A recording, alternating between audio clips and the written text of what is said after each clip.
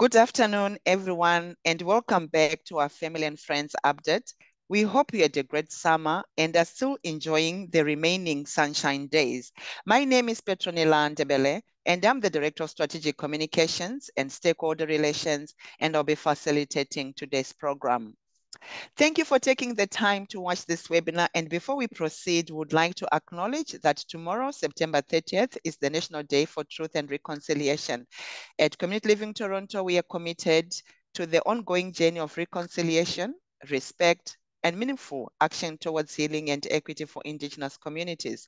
Alongside the people we support, volunteers, members of our staff, we continue to deepen our understanding and work as allies to create a more inclusive and welcoming environment for everyone. And now I would like to call upon Mita Hans to give the land acknowledgement. Mita.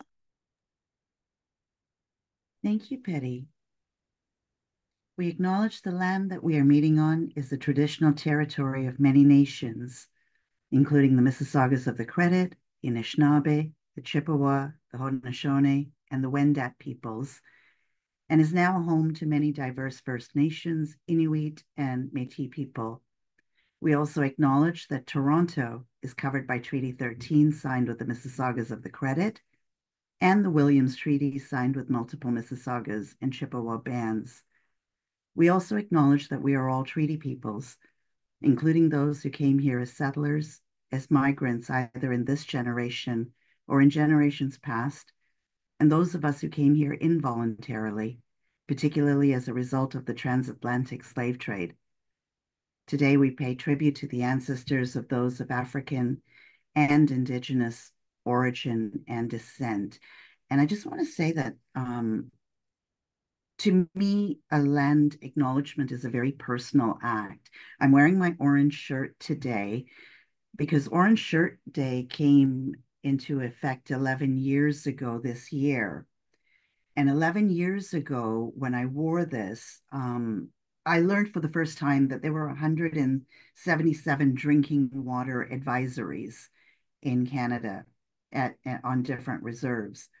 And since then, today, we have 32 that are still in effect.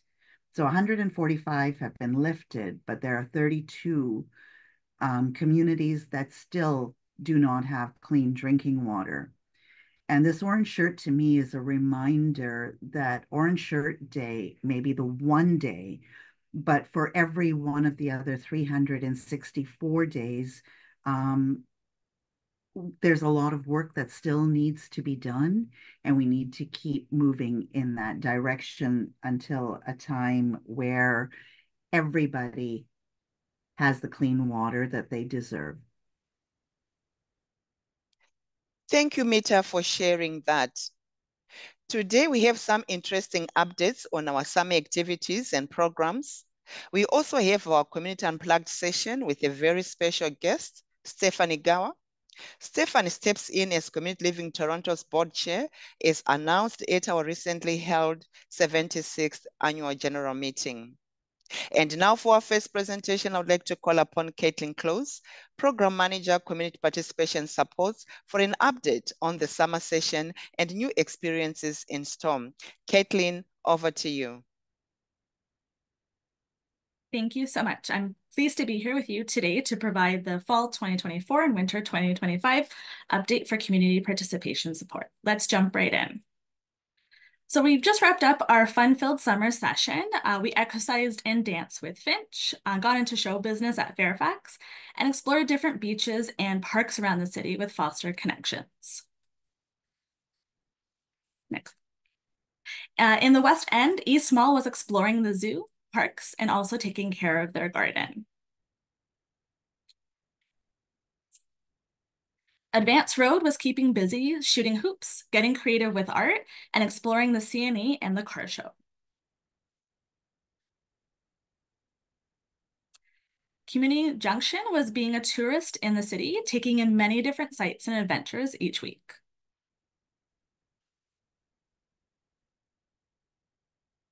Angela Bradley came out to some of our locations to enrich our understanding and learning of the 4 sacred medicines and providing the opportunity to participate in a smudge ceremony. Many of our locations have also participated in other activities, such as reading, informative videos, and music, and the East Mall designed and created orange shirts to continue our learning and unlearning leading up to National Day of Truth and Reconciliation.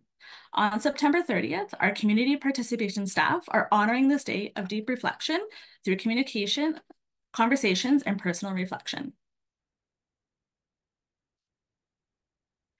We also had the privilege of participating in the Family Fun Fair with a booth for the first time. We had a blast interacting and engaging with everyone in the different games. Axe throwing had to be the hit of the day. It was a great way to end the summer session and transition into the fall. In our efforts to continuously improve our services based on your feedback, Community Participation released a survey earlier in the summer, and the results are in. There was wonderful feedback about enjoying the programs, having fun participating, and the variety of activities being offered. When it came to the registration process, although most found the process to be smooth, there were some concerns over the registration happening too soon. Why does the registration have to be 4 times a year, and requesting less frequent registration? We've heard you, and we're happy to say that we've adjusted. Sign-up took place over the month of September for a 6-month period running from October 2024 to March 2025, meaning there will only be 2 sign-ups periods per year. If you're interested in attending programs and missed the sign-up, not to worry. Feel free to give us a call on our CPS general line, and we'd be more than happy to assist you. You can look through your experience guide on cpsandrespite.ca before you call to choose programs that you're most interested in. Programs begin the week of October 7th. There are new and fun programs that are being offered, including Party Game on Wednesday at Advance Road, or learning more about volunteering with Intro to Volunteerism at Fairfax on Tuesdays. Join the Mad Hatter's Tea Party on Monday with the East Mall, or learn to draw and simple origami on Thursdays at Foster's Connection. We've also have returning programs like Say It, See It, Sign It at Finch. It was such a hit last time that we had to bring it back. But don't worry, your old favorites are still here, like swimming, cooking, baking, and bowling, along with Jam with Dan, Music with Valerie, Life Vibes, Funky Fitness with Tammy, Fostering Connections, and Fairfax Circuit. We're continuing with our virtual program, and as some of you may know, over the past year and a half, we've had an incredible partnership with Recreational Respite. They've assisted in organizing and facilitation of our groups. Over the summer session, we have started to transition out of Recreational Respite, with community participation beginning to facilitate virtual programs in a new hybrid model. In-person community participation locations have been facilitating different programs each week alongside our recreation therapist. We've continued to build this model over the fall-winter session, transitioning registration over to My Community Hub with positive feedback, including immediate receipt of registration and the ability to go back into the account to see which programs are on what day and the time. Virtual programming will follow the new 6-month period, aligning with our in-person model. As a reminder, virtual programs are part of the funded hours. However, they can also be purchased for a fee. For those who are not a part of our funded bracket but still wish to participate in community participation, or for those wishing for more experiences, Community Junction and Creative Village Studio offers a wide variety of programs for a fee, with the Junction offering special fall-themed events, such as a visit to the pumpkin patch and apple picking. New this session, Junction is offering Saturday pop-up drop-in paint sessions and Wednesday evening game nights. Our favorites have returned, including Kitchen Party, Music Jam, and Zumba. If an art adventure is more your speed, then Creative Village Studio is for you. Like the Junction, Creative Village Studio offers art-based programs for a fee. As many of you know, the physical building of Creative Village Studios closed, but the spirit remains. All classes are offered at either our Community Junction location or the East Mall. Enjoy a variety of art classes, choir, and knitting. Be sure to check out which location your class is running out of. To find the brochures for Community Junction and Creative Village Studio, please go to cpsandrespite.ca with registration being done on My Community Hub. And the mix is returning for the fall debut. We've expanded the mix to different locations across the city, but don't worry, the Fairfax Mix event remains. We've only added more events. Not only will you experience fun-filled dance parties, but bingo halls, game show nights, and much more. The mix costs $7 for entry, and we encourage everyone to sign up in advance at mycommunityhub.ca.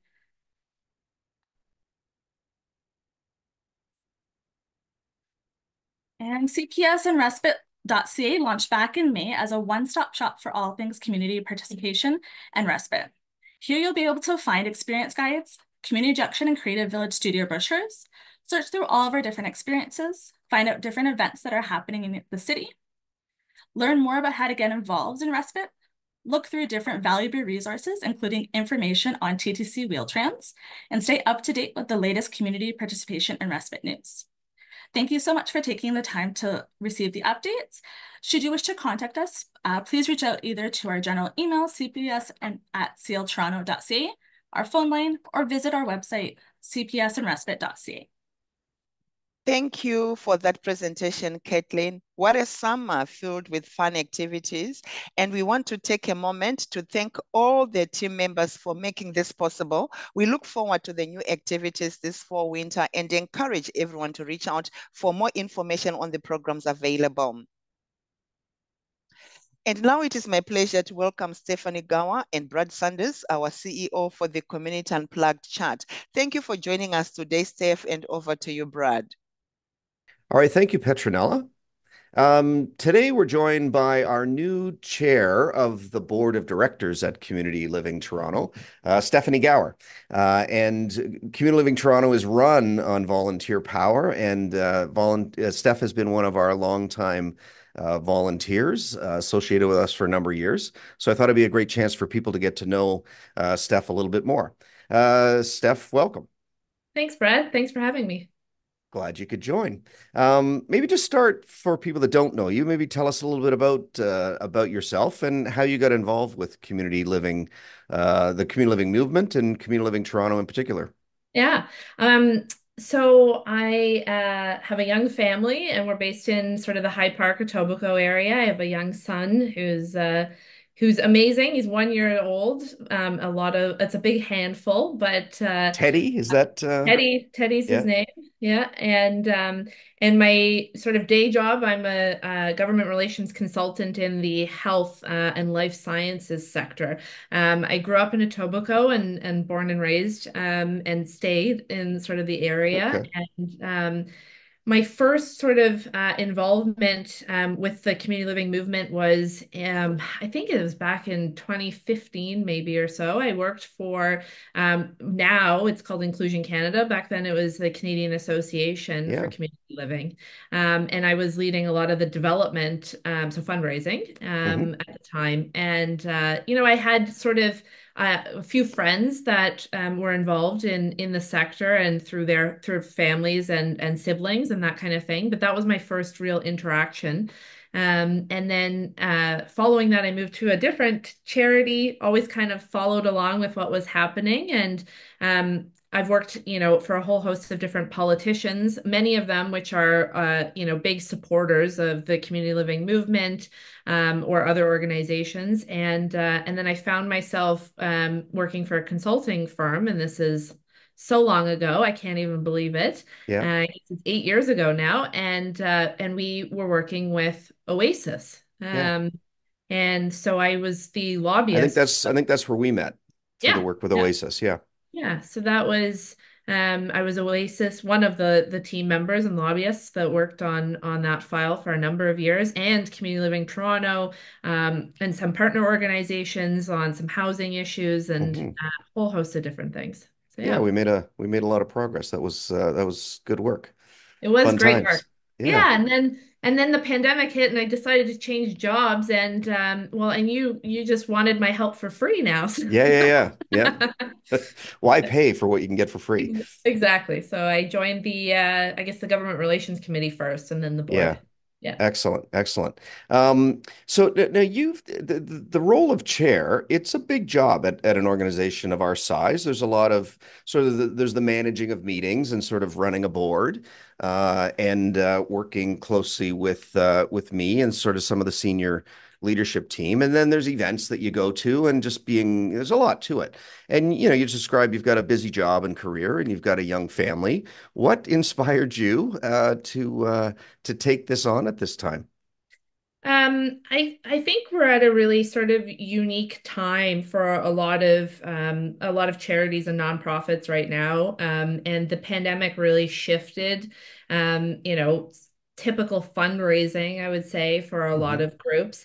But you know, as well, I think it's also a unique time in politics, right? And so having governments as our biggest funder as well, I think it's an interesting sort of intersection for me of supporting a sector that is often, I don't want to say forgotten, but is Yeah. often, you know, not prioritized as we see a lot of other groups, especially in the health sector and that kind of thing, prioritizing that with governments that are either looking for re-election. We're probably anticipating a pretty substantial change federally. So, what are the opportunities there from an organizational standpoint on housing, that kind of thing, to be elevating? So, I think it's a really unique time where I can sort of mesh my day job and my government relations interests and all of that with an organization that is a leader, I would say, in the sector, and I would say not just in Toronto and Ontario, but across the country. Yeah, I think we can achieve a lot right now. So that's why I'm doing it. And there's always it's the one thing about government and the needs of a province like Ontario. It seems like there's infinite need and finite resources. And our sector has had varying degrees of success with some of our advocacy, both at the city level and provincially and federally. What is there? Are there a couple? What works and what doesn't? Is it enough to be right? Is it enough to just have a compelling case, or what are some characteristics of campaigns or pitches that we've made as a sector that you've been involved with that are home runs versus ones that aren't? Well, I think you'll remember probably from when I was Oasis working on those files, I always said the sector needed to be unified with what the message was that you were sharing to government. And it doesn't matter which level of government we're talking about. When you're seeking funding from the government, and we're talking, substantial dollars here as well, Yeah. you can't have a fragmented sector that is not on side, and really focused and singing from the same song sheet, right? So every agency in this example needs to do that. And that's why I think the Five to Survive campaign was pretty successful because Yeah. everyone came together.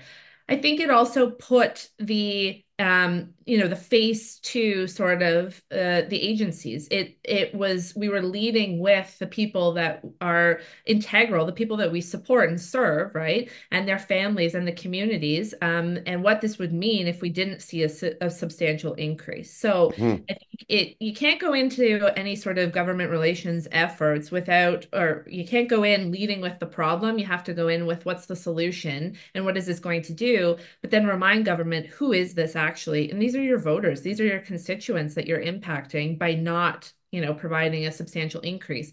So I think singing from that same song sheet and being really aligned on our messaging is key. And then putting the sort of the people first.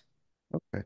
That's excellent. It's you mentioned it's an interesting time in politics, and some may say it's even a toxic time in politics. I was talking to some MPs who came to our barbecue a couple of weeks ago, and they talked about the door knocking they're doing and just the level of ranging from incivility to abuse that they're starting to save. And I have a lot of regard for our elected politicians. It's a tough job, and I encourage anyone who wonders about, if governments stingy with money or how they choose things, to go sit in on the budget consultations that the province does, where a finance minister and a local member of provincial parliament and others will sit and listen to people speak for 3-minute chunks for hours at a time, looking for more resource and investment. So it is a tough job being in government these days, and I do think that the way you're laying it out is an effective way of doing it, making sure we stay positive, go in solution focused,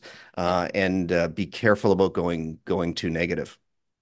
Yeah, it's really important, and I think you raised a good point. In any day, a minister or an MPP is meeting with probably 10 to 20 stakeholders, right? So they're going to remember the ones that were the best and the most positive and solutions oriented and willing to partner and work with the government and being realistic as well with Yeah, what they're asking. And they're going to remember the ones that were absolutely awful and came in with just these are all the problems. We don't have any yeah, solutions, but we need billions of dollars, right? yeah, So you need to be that positive, I want to help them, and everyone else is in between. So you want to be the top of that list. right. And that's every single day for these folks, Yeah. right? Yeah. Now you do this professionally, and then you're also sort of involved politically. What do you love about it? Like because you have a degree in science, right? Is it science that you've got is your Yeah, background? nothing to do with politics, that's for sure. So no, I have my undergrad's art history and my master's of science in architectural restoration, actually. So nothing to Okay. do with what I do as a day job. But I got involved, I think, in my first campaign. I was 8 years old. My parents were really involved in sort of the grassroots, local community, the Electoral District Association for the party at the time. When I was done my undergrad, I worked for a politician that everybody knows, Rob Ford, being from Oh yeah. Etobicoke, his municipal campaign. And I just like it's exciting. It's so fun. I was a staffer on a national leadership campaign as well, so you get to see the country and go to really cool random places you'll never go. And it's exciting. There's always issues. There's always something fires to put out. It's just politics is a lot of fun. You meet really good and interesting people as well. And you meet a lot of folks, from coast to coast to coast that you would never have any way to meet any other way. Yeah. So yeah, Very cool. So would you encourage people at these, to get involved politically at the local level, of even course. now, despite all the stuff that's going on? Well, is this a phase? We'll get through it and it'll get more normal, or what's your sense? Well, I think if anything, now is a time of great change, right? And Yeah. so you have sort of any passion to or a strong desire to change sort of your local level government or provincial or federal, right? How better of a way to do that than to be out there and supporting if it's your local candidate or the party Yeah. itself. And I don't, it doesn't matter who it is, but then at least you feel like you've really contributed to it as well. Yeah, for sure. It's starting to feel like more of a duty that we all have to pay attention to, because it can Yeah, get away from you, and absolutely. hard to pull back once you've lost it. Yeah. Um, you mentioned a degree in art history, which is a great segue to at the beginning of this. Before we started, we were comparing artwork Yeah. in our background. I've seen that picture a lot, and I've got one similar, but we haven't actually talked about it until just lately. So, tell me about the artwork that you've got I behind was on a behind I you. was on a call. I think we were doing our one of our strat plan meetings or it was in a video behind Susan, I think, and our former chair. And I said Angela a note and I said, I have to have that painting. I love it so much. And it's from Creative Village Art and Conrad is the artist and I sit here in my office all day long on conference calls for work, and the amount of people that have asked me Yeah, about it that think it's just such a great, talking point as well, and really, to support a local artist, but it's stunning too. And yeah. same as the one behind Yeah, I've you. got one behind me too, and it's I mean I love it. It's visually Yeah, stunning, and Conrad is a prolific artist, and he's working. I'm at our East Mall site, and he's working out of here on a regular basis. Actually, he when I bought this, he told this is part of sort of a series of jungle themed paintings okay, that he did. So interesting that we've got, I think there's a number of them. I don't know how many, but it's a limited series that we're lucky enough nice. to both have. Um, a little bit. we've done in terms of advocacy, just to pivot back to that a little bit, we've in the last number of years, what's been important to Community Living Toronto is making sure that we're putting the voices of the people that we support out in front of our advocacy or amplifying those voices as much as we can. And our influencers group is one of the ways that we've done that. And our influencers are not just advocating for things like we were talking about, government funding and policy changes in that, but just getting out there as people with disabilities that are proud of who they are, have other interests, and may also tie into some political stuff. And what are you know a little bit about the influences and what you're doing? What are your thoughts, or do you have any recommendations for them as they're doing their work on social media and TikTok and YouTube and speaking at conferences and things like that?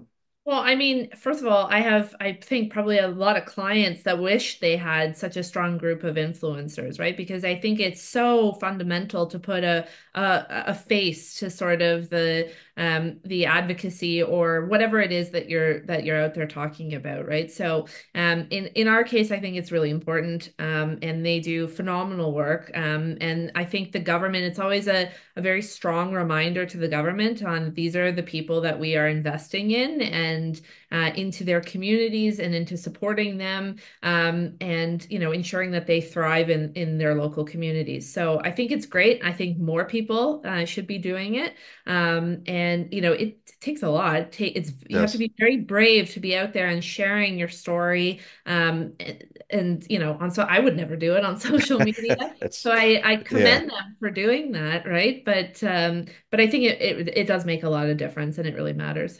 That's good. That's helpful. I was able to see them present at the Community Living Ontario conference, which was last week when we're recording this. But it was so good. Like Yeah. they're just so comfortable in front of a crowd and managed the whole presentation. It was really Well, inspirational. and you've been in meetings with me in government, right? When one of them is and we've done them with I feel like Yeah. everybody's been in those meetings, but it's such a strong voice and presence in those meetings as well. So It's this evolution. I mean, I think it was the United Nations Convention on the Rights of People with Disabilities, where this sort of phrase, sort of nothing about me without me, yeah. was coined. But that's really evolved into nothing without me. So it doesn't matter whether, it's sort of the disability specific issue or, or anything else, that people need to be front and center and present and involved. And I like that evolution in our thinking. That's great. Um, so over your time with us, which has been a number of years, what any moments that sort of stand out in particular? And just a heads up that after this question, I'm going to ask you our sort of standard question that everybody gets asked. So I'll turn your mind first to what's a moment that stands out, and then the final question that we've got. Well, I think it was 2020 and it was the start of the pandemic and we were all at home. I was fortunate enough we went up to our family cottage and we were up there and we didn't even have internet. I was hotspotting from my phone thinking, "Oh, we'll be back home in, 5 days or whatever it is Right, from now." We had a very tiny condo at the time in the city, so we couldn't work from there. So I'm glad we were right. up at the cottage. But I remember being on the phone with you and James at the time and Jonathan thinking about like, what is this? This is just awful. And no one in government at the time was focused on our sector. Everyone was talking because it started really the pandemic started really hitting the long-term care homes, right? And Right. so another congregate setting, but nobody thought about us. And so I remember sitting there at my table, at the kitchen table at the time, hammering out a letter with you and James and Jonathan asking for that residential relief fund. Hmm. And the minister signed off on it. And like that in my mind was great. So we had support. We had a Yeah. very supportive minister at the time as well that really tried to Minister Smith. Yeah. Minister Smith that really tried to move everything forward. He was such a great advocate for the sector. But it stakes in my mind as yeah, we were successful and it was a great help and supported a lot of the agencies in Ontario that needed it at the time. But it reminds me every day of why we have to continue advocating and why we have to continue doing what we're doing right now, because we are not the top priority and we need to always remind people that we should be a top priority. That Um, yeah. Yeah. Yeah. That So it was so surprising, disappointing. It yeah, was what it was, that as soon we progressed so far during COVID around being recognized and involved with health and often mentioned in announcements that were coming out, and almost immediately after COVID ended, it's we were right off the radar, and done. it felt like we were and so many people in the sector advocated for that sort of recognition, and it was Yeah. pretty discouraging when we found ourselves maybe not back to where we were, but certainly a lot further behind than where we'd progressed to. Absolutely. And so Yeah, that's why it's sort of in my mind, yeah, it was a big win for us at the time to get yeah, that in a really heightened situation, but it's also acts as a very strong reminder of that we need to keep going. yeah. Final question. We did our 75 years of belonging. So we like to get everybody's thoughts on what belonging means to you. So in your case, what does belonging mean to you?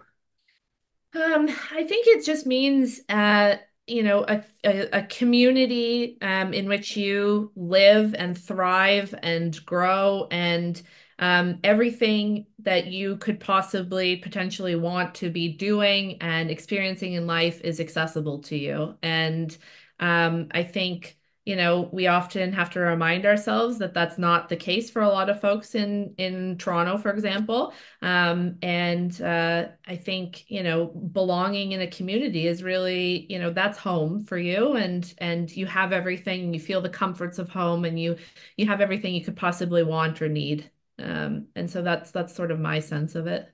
Great. Thank you. Yeah. Um, I don't think you're yet at 2 full days or 48 hours of being the chair.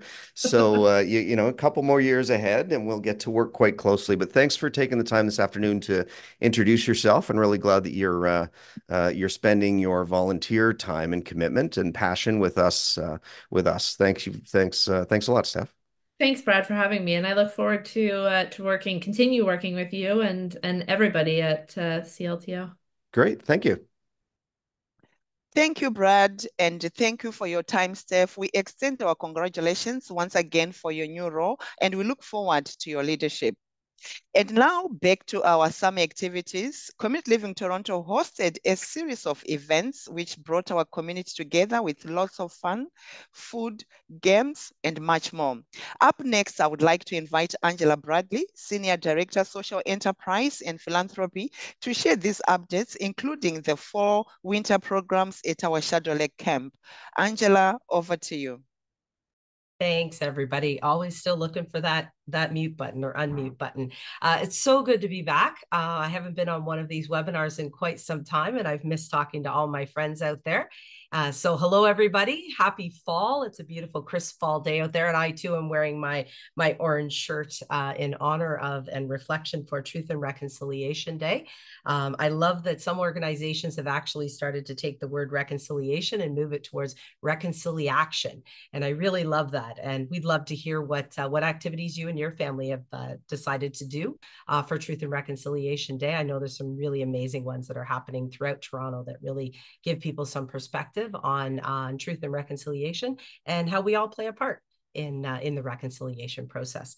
Anyways, now on to really fun things that we did this summer. I love coming in the fall because in the fall I get to talk about all the great things we did and how I feel that May to the end of August went by in a blur. And we did some really exciting things. And I loved hearing about the community participation activities and how they overlapped with a lot of the things that we were doing here.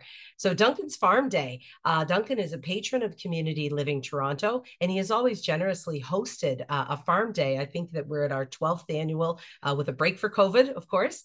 And a lot of the folks from the community participation programs got to attend Duncan's Farm Day. And he hosted over 100 people up at a farm in King City. And it was a fully catered event. We had an ice cream truck. There was a lifeguard on site so everybody could go swimming. People painted pictures. They painted pictures, took pictures, so lots of photography work going on. We danced because there was a DJ. We played pickleball, and some horses from their farm up the road came for a little visit. And it all wrapped up with a visit from the ice cream truck where you could have whatever you wanted.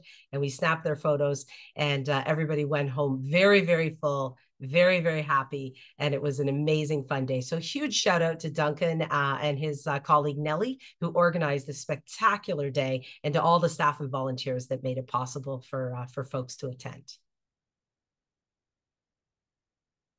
And this year we were back with a golf tournament. We haven't done a golf tournament in a lot of years, but our partners Corebrook came to us and said, "Hey, do you want to partner and host a golf tournament?" So great opportunity for us. It was a beautiful day. We couldn't have asked for better weather. I will say, getting up at 4 a.m. and arriving to set up at about 5:15, not my favorite activity, but getting to see the sunrise over a beautiful green golf course was a sight to behold for sure.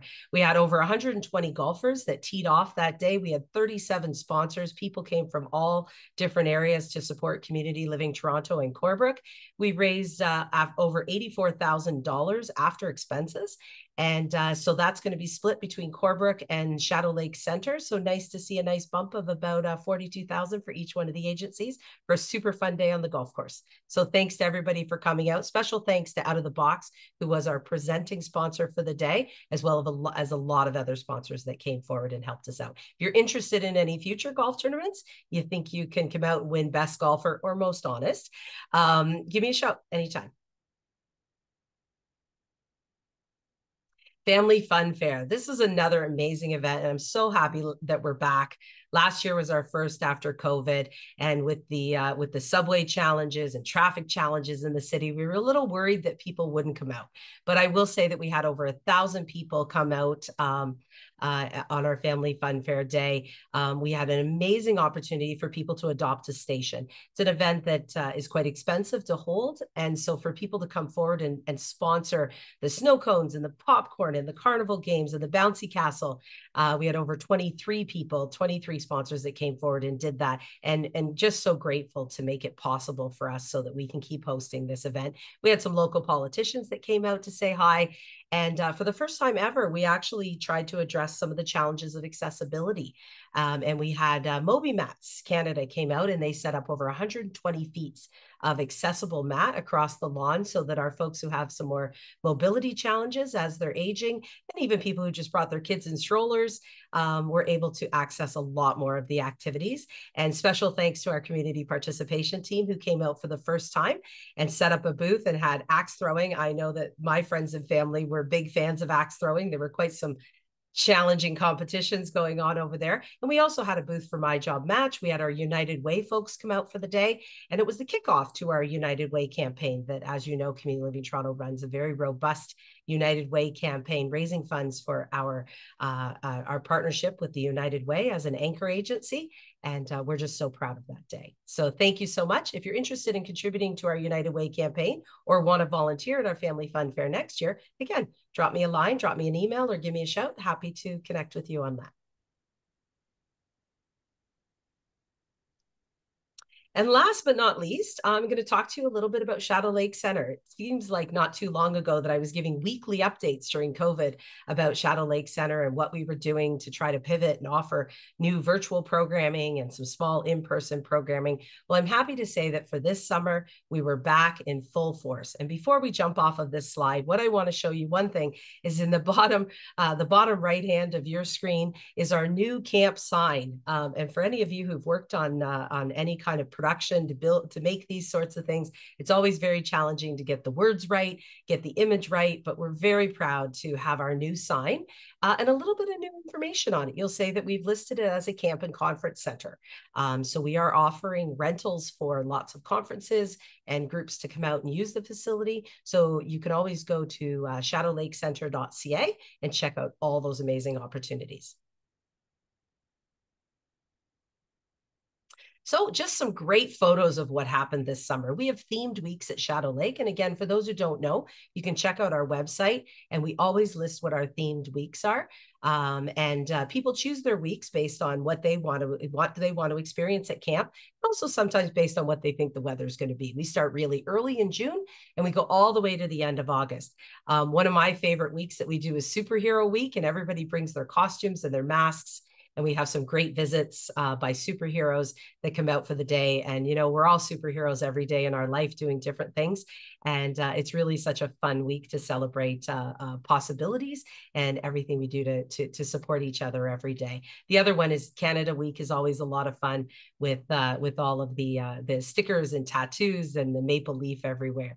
But all of our weeks are really fun and exciting. And again, if you're interested in attending one and you have something that you really love doing, look at our themed weeks for next summer and pick based on what activity you want to do.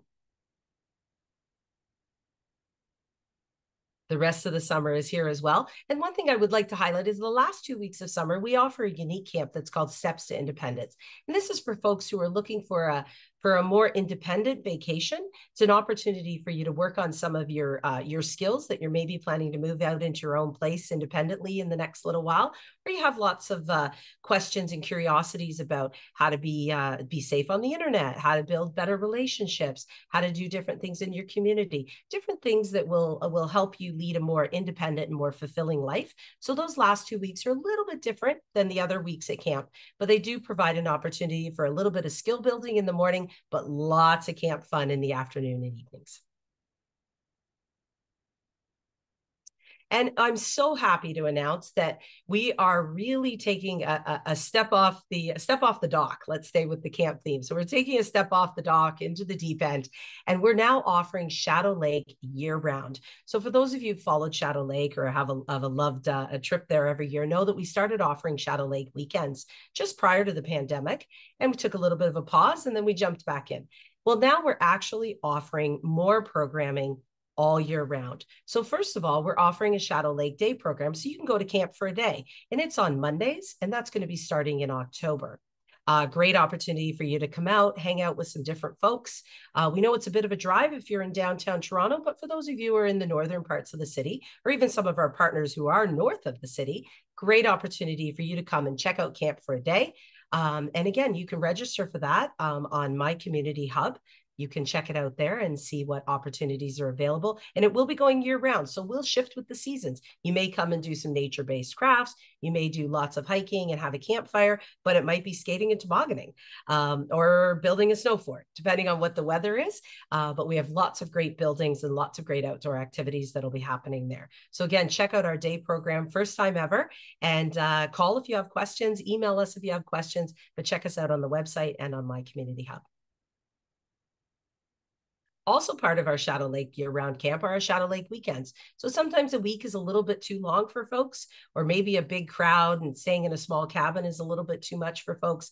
Maybe you just want to go for a weekend, or you're looking for a getaway in October, November, December. Beautiful time of year to go to camp. I have to say that September and October are probably, and even into November, are probably my most favorite times at Shadow Lake. The leaves are just stunning. The trails are gorgeous.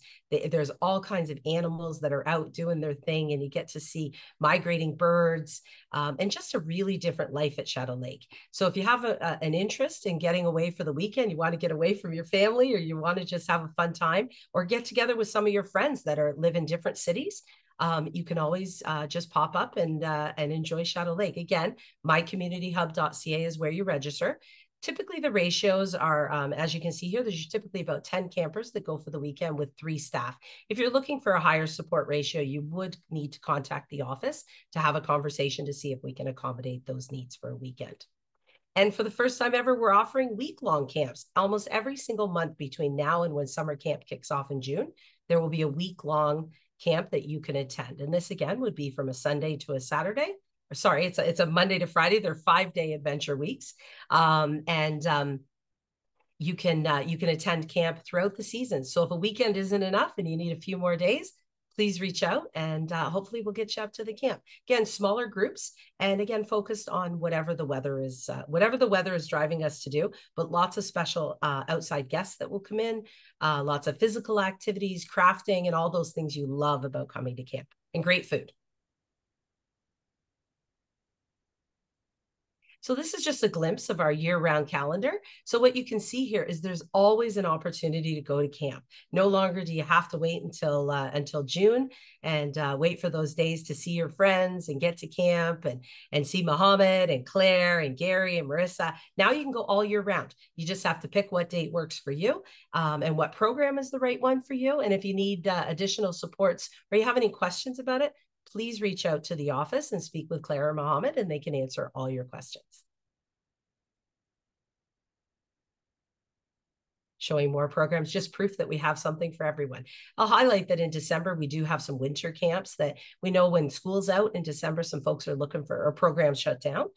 People are looking for some stuff to do and get away from the hustle and bustle of wherever they are. So we have a great time there. In January, we do have what we call, there's a January camp, and then in February, we have a spring break camp.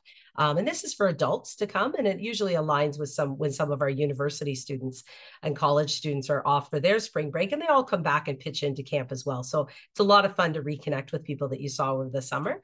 And then in March, we actually run a kids camp in March break, and that's for those who are under the age of 18, and that aligns with the school board's March break as well. So some great opportunity there. Nick. Oh, great. And here's just a gallery of some of the photos of some of the great things that people do. You can see there was some pumpkin painting, and there was some diorama making for Halloween, lots of fall leaves. And then, of course, tobogganing and snowshoeing and snowball making and snowmen making in the winter. There's always fun things to do and see at Shadow Lake. And as the seasons change, so do the activities and so do the faces. But it's always a great time at Shadow Lake. So again, here's all of our contact information. You can reach us on Instagram, Facebook, and X. We love to interact. We love to see your photos and hear your stories and how you've come to Shadow Lake. And beyond the camping opportunities, as I mentioned before, Shadow Lake is also a facility that's available for rental. If you want to host an event, you need to have a training activity for some of your coworkers, or you're hosting a luncheon or a fundraising activity for one of your own organizations, just reach out. We're happy to accommodate you and get you out to Shadow Lake. Thanks so much, everybody. That's it for me. Have a wonderful September and into October. Indeed, we are all superheroes as we support one another. Thank you so much, Angela, for sharing these amazing events and activities.